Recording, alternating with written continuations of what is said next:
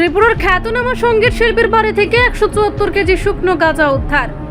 আবারও মধুপুর থানার গোপন খবরের ভিত্তিতে ত্রিপুরার খ্যাতনামা সঙ্গীত শিল্পী পরিতোষ সরকারের বাড়ি থেকে শুকনো গাঁজা সহ সঙ্গীত শিল্পীকে আটক করে মধুপুর থানা।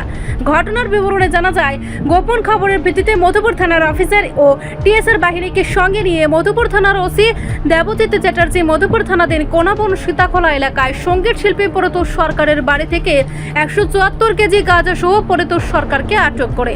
জানা যায়, সঙ্গীত শিল্পী প্রদীপ সরকার দীর্ঘদিন ধরে গাঁজার ব্যবসার সঙ্গে জড়িত ছিল, তাই মধুপুর থানা দীর্ঘদিন ধরে উৎপেতে বসে রয়েছে হাতে নাতে আটক করার জন্য। পরবর্তী সময়ে মধুপুর থানার ওসির কাছে একটি গোপন খবর আসে, সঙ্গীত শিল্পীর বাড়িতে শুকনো গাঁজা মজুত করা হয়েছে।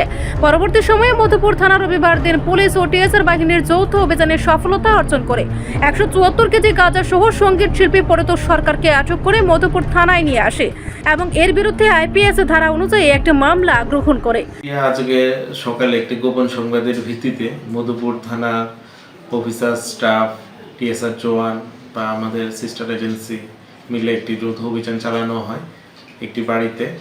ওই বাড়িতে অভিযানকালে আমরা প্রচুর পরিমাণে ড্রাই গাঞ্জা রিকভার করতে পারি এবং এই বাড়ির পরিতোষ সরকার নামে একজনকে আমরা ঘটনাস্থল থেকে গ্রেপ্তার করি।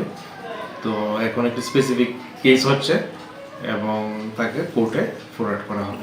কোনখান থেকে উদ্ধার করা যায়? এটা মধুপুর থানাধীন সীতাখোলা গ্রামাঞ্চল থেকে তাকে গ্রেপ্তার করা হয়েছে এবং তার পজিশন থেকে আমরা প্রচুর পরিমাণে ড্রাই গাঁজা।